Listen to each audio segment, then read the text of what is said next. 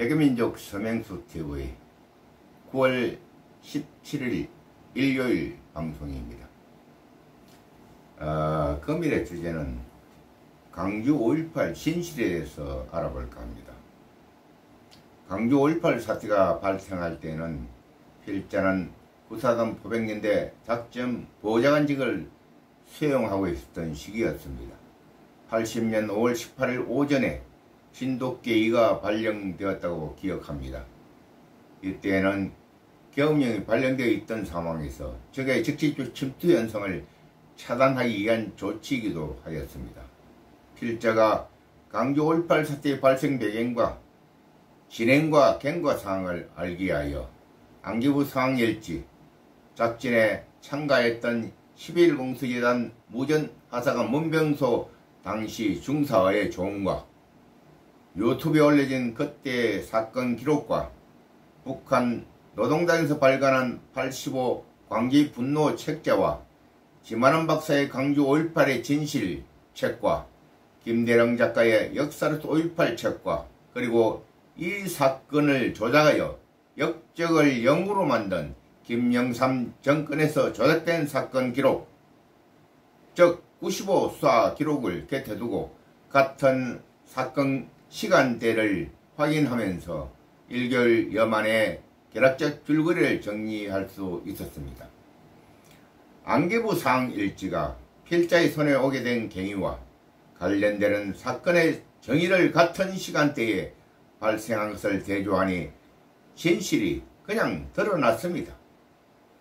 95 수사 기록은 역적을 영으로 만들기 위한 공산당의 작전의 사실을 발견하게 되었습니다.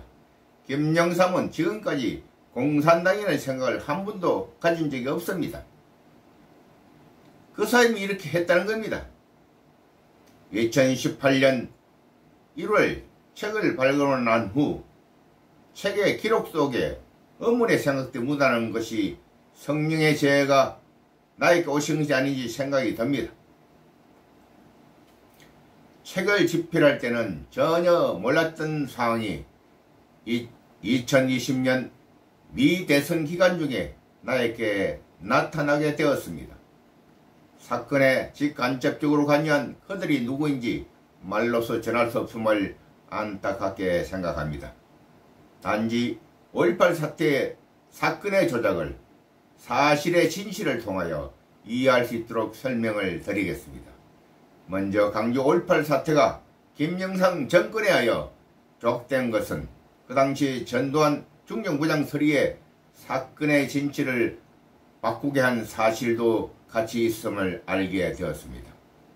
사건의 진실이 바뀌게 된 것은 그 원인은 항상 나로부터 발생한다는 사실이었습니다. 최규하 대통령이 국무총리로서 박정희 정권에 기여하고 있다가 김재규 중정부장의 배반에 의하여 11.6 시해를 당한 후 한국호의 선장이 부재 중이었으나 이를 메꿀 수 있는 사람이 국무총리 최규하 씨였습니다. 군을 통제할 수 있는 전두환 기무사령관의 지원을 받아 한국호를 이끌고 있는 것은 북한의 관점에서 뭔가 할 수 있다는 생각을 가질 수 있었겠지만은 전쟁의 포화를 정리한 지 10년 정도이니 자유진영의 화력의 무슴을 알고 있는 김일성으로서는 제2의 6.25를 일으킬 생각을 하지 못하였던 것으로 판단이 됩니다. 그럼 한국을 무너뜨릴 수 있는 생각을 가질 수 있도록 한 집단이 있다는 결론에 도달하게 됩니다. 과연 그들이 누구일까요? 오늘은 1탄 여기까지입니다. 2탄에서 다시 뵙겠습니다.